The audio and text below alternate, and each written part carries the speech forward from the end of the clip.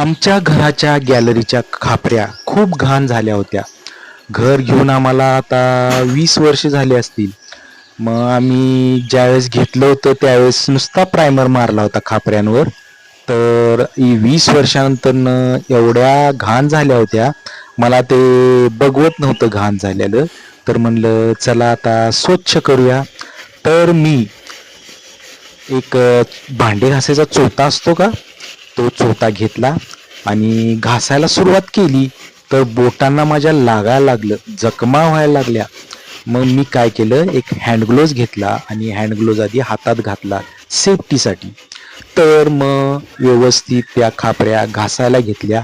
त्यावेळेस मला कळालं की पेंटर लोकांचं काम किती हार्ड वर्किंग असतं.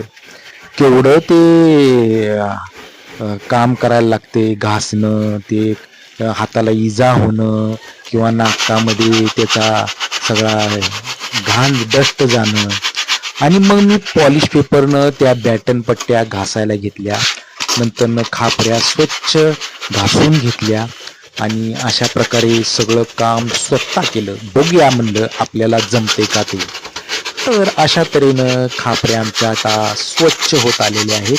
ह्या बघा मी पॉलिश पेपरनं स्वच्छ घासायला चालू केलेलं आहे आणि भांड्याचा चोथा असतो त्या भांड्याच्या चोथ्यानं पण मी या घासलेले आहेत.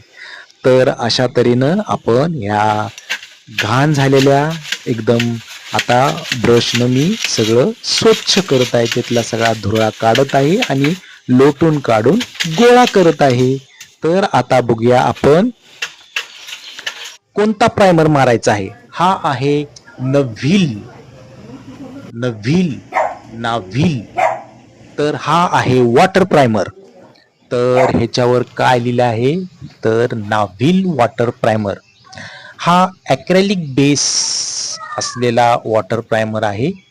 तर ह्या प्रायमरमध्ये पाणी घालायचं असतं. तर ह्याचं प्रमाण काय आहे, तर माझं मेजरमेंट मला माहीत नाही, मी यूट्यूबवर सर्च केलं. तर ह्याचं मेजरमेंट असते 1 वाटी प्रायमर घेतला तर अर्धी वाटी पाणी घालायचं असते. जास्त पातळ घातलं तर मग ते खाली टिपके गळतात, त्यामुळं जास्त पाणी घालायचं नाही. तर अशा तऱ्हेनं प्रायमर सगळा लावून घेतलेला आहे आणि आमच्या खापऱ्या अशा प्रायमरनं पांढऱ्या पांढऱ्या शुभ्र झालेल्या आहेत. तर आता ह्याच्यावर मी असं छानपैकी माझ्या आवडीचा कलर लावणार आहे. तर हे आपलं वॉटर प्रायमर मी लावलेलं आहे ते तुम्हाला मी दाखवत आहे. तर बघा किती मी स्वच्छ केलं.